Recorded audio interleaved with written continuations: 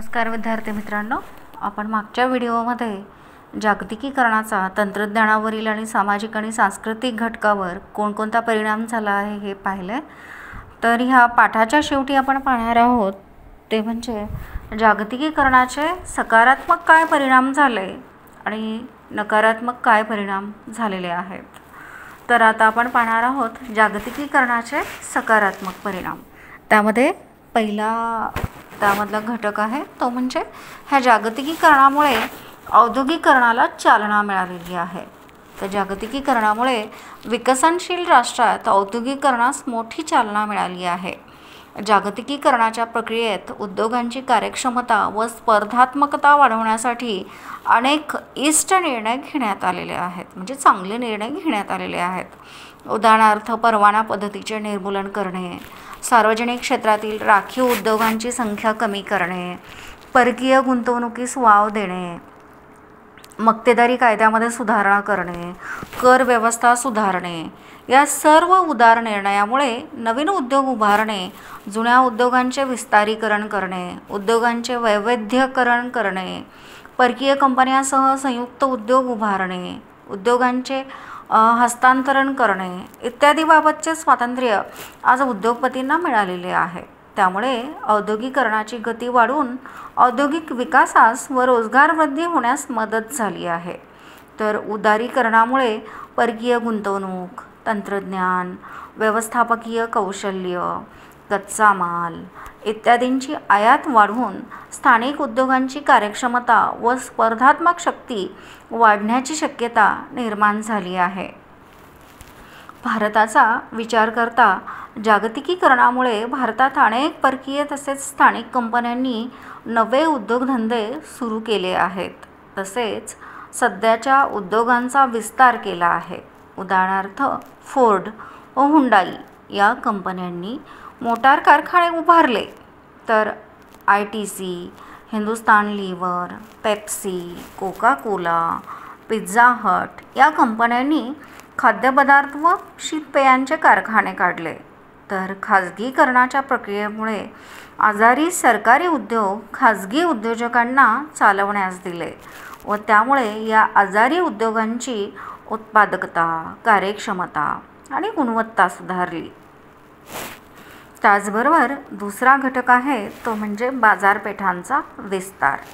जागतिकीकरणाच्या प्रक्रियेत परकीय भांडवल, तंत्रज्ञ, व्यवस्थापन इत्यादी एका राष्ट्रातून दुसऱ्या राष्ट्रात सहज प्रवेश मिळू लागला आहे. तसेच प्रत्येक राष्ट्रातील उद्योजकांना परकीय बाजारात भांडवल उभारण्यास व त्याची उत्पादने परकीय बाजारपेठेत निर्यात करण्यास परवानगी दिल्याने राष्ट्रीय व आंतरराष्ट्रीय बाजारपेठेत निकोप स्पर्धा निर्माण झालेली आहे. म्हणजेच काय तर जागतिकीकरणामुळे देशी उत्पादनांच्या दृष्टीने बाजारपेठा ह्या आज खूप मोठ्या प्रमाणात विस्तारित झालेल्या दिसून येतात. त्यानंतर तिसरा घटक आहे तो म्हणजे परकीय व्यापारात वृद्धी. जागतिकीकरणामुळे राष्ट्रांना आपला परकीय व्यापार मुक्त करावा लागत आहे. त्यामुळे आयात निर्यातीवरील निर्बंध दूर झाले आहेत. तसेच आयात करात कपात करावी लागली आहे. तसेच आपले चलन परिवर्तनीय करावे लागले आहे. या उपायामुळे राष्ट्रांचा परकीय व्यापार वेगाने वाढला आहे. परकीय व्यापार वाढल्याने या राष्ट्रांचा परकीय चलनाची गंगाजळी वाढली आहे. जागतिकीकरणामुळे विविध राष्ट्रांचा केवळ परकीय व्यापारच वाढला नाही, तर त्या व्यापाराचे भौगोलिकदृष्ट्या वैविध्यकरणसुद्धा झाले आहे. म्हणजेच पूर्वी काही राष्ट्रे थोड्याच परकीय राष्ट्रांशी व्यापार करत होती, आज ती जगातील विविध देशांशी व्यापार करू लागली आहे. उदाहरणार्थ भारत पूर्वी केवळ England, Germany, Japan, Canada, America, Russia या मोजक्याच राष्ट्रांशी व्यापार करत होता. पण जागतिकीकरणामुळे आज भारत वरील राष्ट्रांबरोबरच मध्यपूर्व राष्ट्रांशी म्हणजेच Iraq, Saudi Arabia, Kuwait, Dubai व आफ्रिकन राष्ट्रांशी, मग त्यामध्ये दक्षिण आफ्रिका, केनिया, घाना, टांझानिया इथिओपिया या देशांशी सुद्धा व्यापार करू लागला आहे. लॅटिन अमेरिकन राष्ट्रांशी व्यापार वाढवण्याची संधी भारताला आहे. त्यानंतरचा घटक आहे तो म्हणजे उपभोक्त्यांचा फायदा. जागतिकीकरणामुळे ग्राहकांचा फायदा होत चाललेला आहे. जागतिकीकरणामुळे आयात दर कमी झाल्याने एखाद्या राष्ट्रात म्हणजेच स्थानिक बाजारपेठेत परदेशातील विविध दर्जेदार वस्तू, मग खेळणी असेल, वस्त्रे असतील, बॅग्स असतील, पादत्राणे असतील, दुचाकी, चारचाकी वाहने, त्यानंतर TV सेट आहे, वॉशिंग मशीन, फ्रीज, मोबाईल, संगणक, लॅपटॉप विपुल म्हणजे मोठ्या प्रमाणात योग्य किमतीत उपलब्ध होत आहे. त्यामुळे लोकांना आपल्या आवडीच्या वस्तू खरेदी करता येऊ लागल्या आहेत आणि त्यामुळे ग्राहक हा बाजारपेठेचा राजा बनलेला आहे. त्यानंतरचा घटक आहे तो म्हणजे रोजगार वृद्धी. जागतिकीकरणामुळे लोकांना, विशेषतः उच्च शिक्षितांना व कुशल व्यक्तींना रोजगाराच्या नवनवीन संधी उपलब्ध झालेल्या आहेत. उद्योग, व्यापार, व्यवस्थापन, वाहतूक, संप्रेषण, माहिती तंत्रज्ञान अशा विविध क्षेत्रात असंख्य नोकऱ्या आज उपलब्ध झालेल्या आहेत. अशा रोजगार व नोकऱ्यांसाठी आवश्यक असणारे शिक्षण देणाऱ्या विविध शिक्षण संस्थाही सुरू झाल्या आहेत. विकसनशील राष्ट्रातील उच्च शिक्षित तरुणांना देशी, विदेशात आकर्षक वेतन देणारे रोजगार आज मिळू लागले आहेत. त्यानंतरचा घटक आहे तो म्हणजे सेवा क्षेत्राचा विस्तार. जागतिकीकरणामुळे सेवा क्षेत्राचाही मोठ्या प्रमाणात विस्तार झाला आहे. वाहतुकीच्या क्षेत्रात खाजगी गुंतवणूक सुरू झाल्यामुळे रस्ते व महामार्ग यांची स्थिती सुधारली आहे. हवाई वाहतुकीतही खाजगी व परकीय कंपन्यांनी गुंतवणूक केल्याने हवाई वाहतुकीची सुविधाही सुधारली आहे. लोहमार्ग, जलमार्ग सुविधांमध्येही लक्षणीय सुधारणा झालेली आपल्याला दिसून येते. बँका, वित्त संस्थांना स्वायत्ता मिळाल्याने इंटरनेट बँकिंग, ATM सुविधा, कुठेही गेले तरी बँकिंग सुविधा, ज्याला आपण ATM एनिवेअर बँकिंग फॅसिलिटी असेही म्हणतो, इत्यादी सुविधा लोकांना मिळू लागल्या आहेत. जागतिकीकरणामुळे संप्रेषण मीन्स कम्युनिकेशन क्षेत्रातही क्रांती घडून आलेली आहे. दूरध्वनी, मोबाईल, इंटरनेट इत्यादीचे जाळे विणले गेलेले आहे. त्यामुळे जगातील कोणत्याही व्यक्तीशी त्वरित संपर्क साधणे आज शक्य झाले आहे.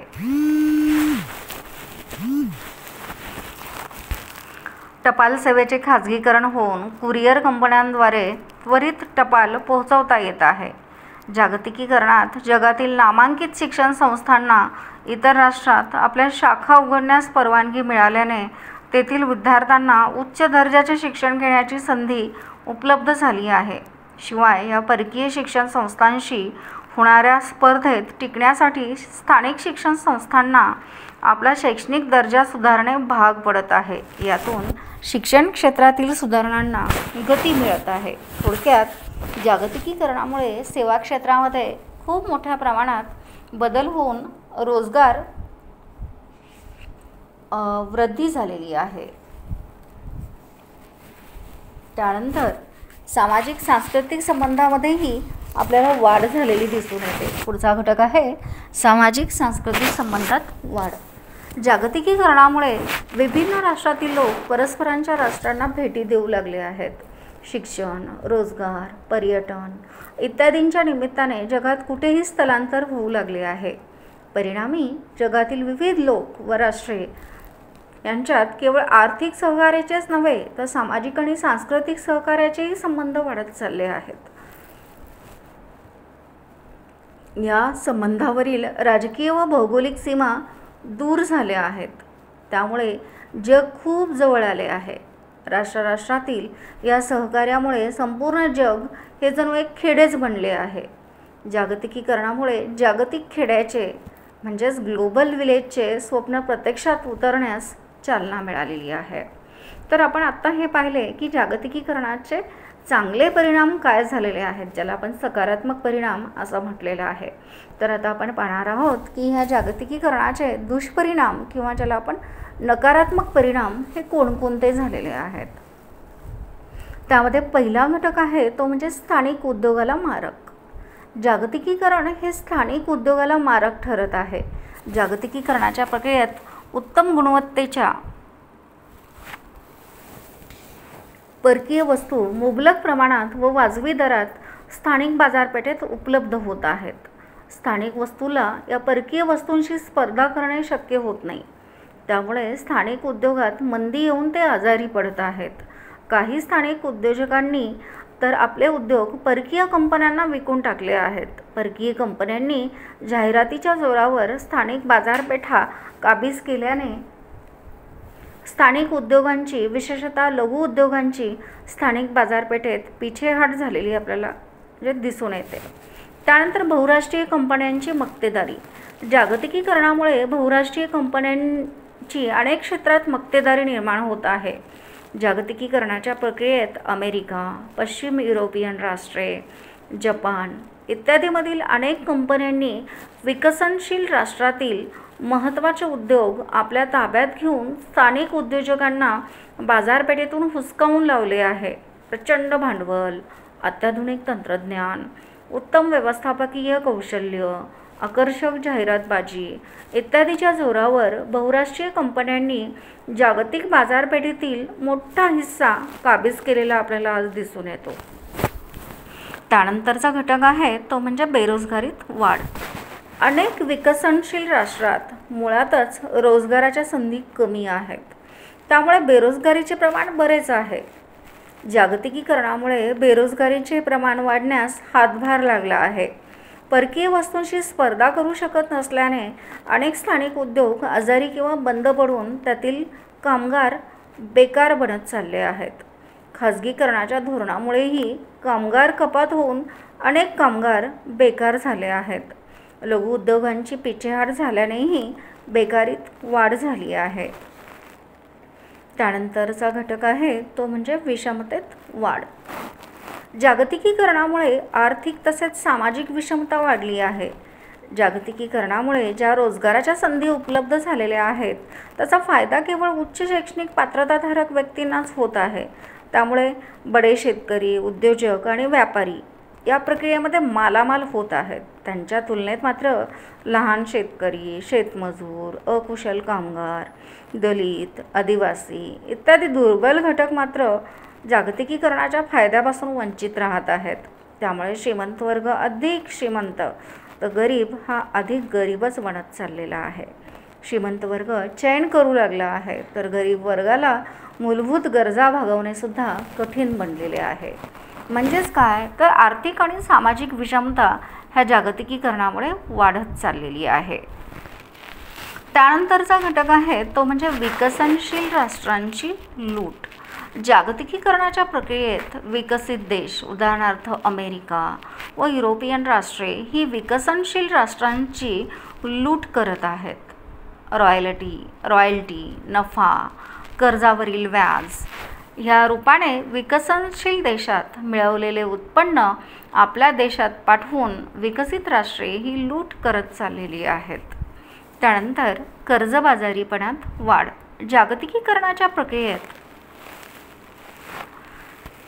विकसनशील राष्ट्रांच्या कर्जबाजारीपणात वाढ झाली आहे. जागतिक बँक व आंतरराष्ट्रीय नाणेनिधीकडून कर्ज घेताना विकसनशील राष्ट्रांना उदारीकरणाचे व खाजगीकरणाचे धोरण स्वीकारणे भाग पडते. हे धोरण राबवताना परकीय भांडवल, तंत्रज्ञान, वस्तू व सेवा यांची आयात करावी लागते. आयात वाढल्याने कर्ज फेडण्यासाठी पुन्हा कर्ज काढावे लागते. परिणामी ही राष्ट्रे कर्जाच्या विळख्यात अडकली आहेत. उदाहरणार्थ मेक्सिको, ब्राझील, चिली, अर्जेंटिना यांचा कर्जबाजारीपणा वाढला आहे. त्यानंतरची समस्या आहे जागतिकीकरणामुळे निर्माण झालेली ती म्हणजे सगळ्यात मोठी, ज्याच्यामुळे अतिशय भयानक परिणाम हे माणसाला भोगावे लागत आहेत, ती म्हणजे पर्यावरणाची समस्या. जागतिकीकरणामुळे पर्यावरणाची समस्या अधिक गंभीर बनू लागली आहे. बहुराष्ट्रीय कंपन्या व उद्योगपती हे जास्तीत जास्त फायदा व नफा मिळवण्याच्या हेतूने नैसर्गिक साधनसामग्रीचा स्वैरपणे वापर करत चालले आहेत. पर्यावरणाचे संरक्षण व संवर्धन करण्याऐवजी हवा, पाणी, भूमी, ध्वनी यांचे प्रदूषण वाढवत आहेत, जंगलतोड करत आहेत आणि त्यामुळे तापमान वाढीसारख्या समस्येला आज पूर्ण जगाला सामोरं जावं लागत आहे. त्यानंतरचा शेवटचा घटक आहे तो म्हणजे सामाजिक सांस्कृतिक क्षेत्रावर झालेला अनिष्ट परिणाम किंवा नकारात्मक परिणाम. जागतिकीकरणाचा विकसनशील राष्ट्रांच्या सामाजिक सांस्कृतिक क्षेत्रावर नकारात्मक प्रभाव पडलेला आहे. या राष्ट्रातील लोकांचे आचारविचार, श्रद्धामूल्य, सवयी, अभिवृत्ती, जीवनपद्धती या गोष्टीमध्ये अनिष्ट परिवर्तन आज होत चाललेलं आहे. व्यक्तिवाद, उपभोक्तावाद, उपयुक्ततावाद या मूल्यांचा प्रभाव वाढत आहे. त्यामुळे सामाजिक बांधिलकी, राष्ट्रांचे हित, स्वसंस्कृती, अभिमान या गोष्टी मात्र घटत चाललेल्या आहेत आणि निश्चितच ही चिंताजनक आणि चिंतन करण्यासारखी गोष्ट आहे. या राष्ट्रातील नवीन पिढी ही तेथील हवामानास प्रतिकूल ठरेल अशा खाण्यापिण्याच्या व पोशाखाच्या सवयीचा अंगीकार करत चाललेली आहे. विकसित राष्ट्रातील वस्तूंचे व चालीरीतीचे अंधानुकरण होऊ लागले आहे. इंग्रजी भाषेचे प्रभुत्व वाढून देशी भाषांचे महत्त्व तरुण पिढीला आज वाटेनासं झालेलं आहे. म्हणजेच एक भाषिक अस्मिता जी आहे ही अस्मिता कुठेतरी लोप पावत चालली की काय असं वाटत राहतं. तर हे विद्यार्थी मित्रांनो, आपण हे जागतिकीकरणाचे चांगले आणि वाईट परिणाम पाहिलेले आहेत. तर ह्या घटकावरील प्रश्न हे तुम्हाला डिस्क्रिप्शनमध्ये दिसतील. धन्यवाद.